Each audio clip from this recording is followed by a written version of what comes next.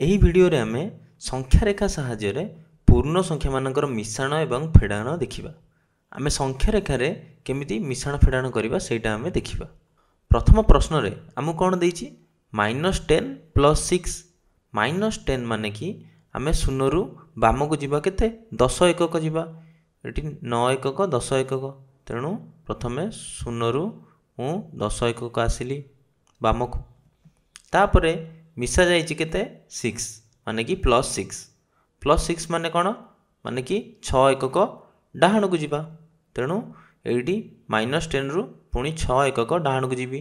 1 2 3 4 5 6, ତାମାନେ ଏଇ ଯାଏଁ ଯିବାର ଅଛି ଆମକୁ।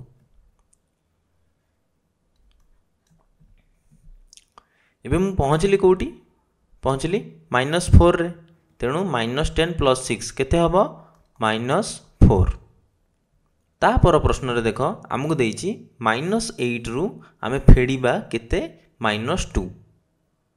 ଏବେ -8 କେଉଁଠି ଅଛି? ଦେଖ ଶୂନରୁ ଆମେ 8 ଏକକ ବାମକୁ ଯିବା। ଦେଖ ଏଇଠି ଆସିବ -8।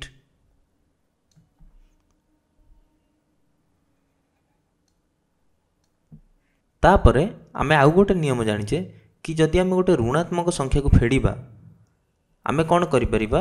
ସେଇ ଋଣାତ୍ମକ ସଂଖ୍ୟାର ବିପରୀତ ସଂଖ୍ୟାକୁ ନେଇକି ମିଶାଇ ପାରିବା। ମାନେ କି ଦେଖ ଏଠି ଫେଡ଼ାଣ ଥିଲା, ତେଣୁ ମୁଁ ଏଠି ମିଶାଣ କରିବି ଏବଂ ଏଠି -2ର ବିପରୀତ କେତେ ହେବ? +2, ତେଣୁ ମୁଁ ଏଠି ଲେଖିବି 2।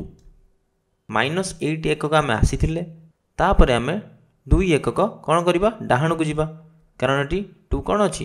ପ୍ଲସ୍ ଅଛି, ଧନାତ୍ମକ ଅଛି। ତେଣୁ ଏଠି 2 ଏକକ ମୁଁ ଡାହାଣକୁ ଗଲି ଏବଂ କେଉଁଠି ପହଞ୍ଚିଲି? -6।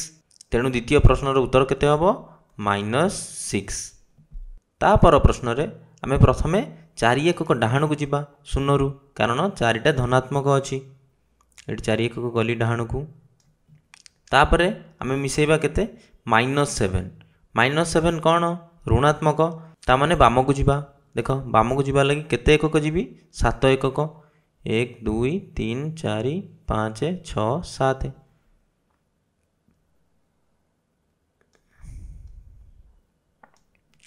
ଏବଂ ଆମେ ପହଞ୍ଚିଲେ କେଉଁଠି? -3 ପାଖରେ।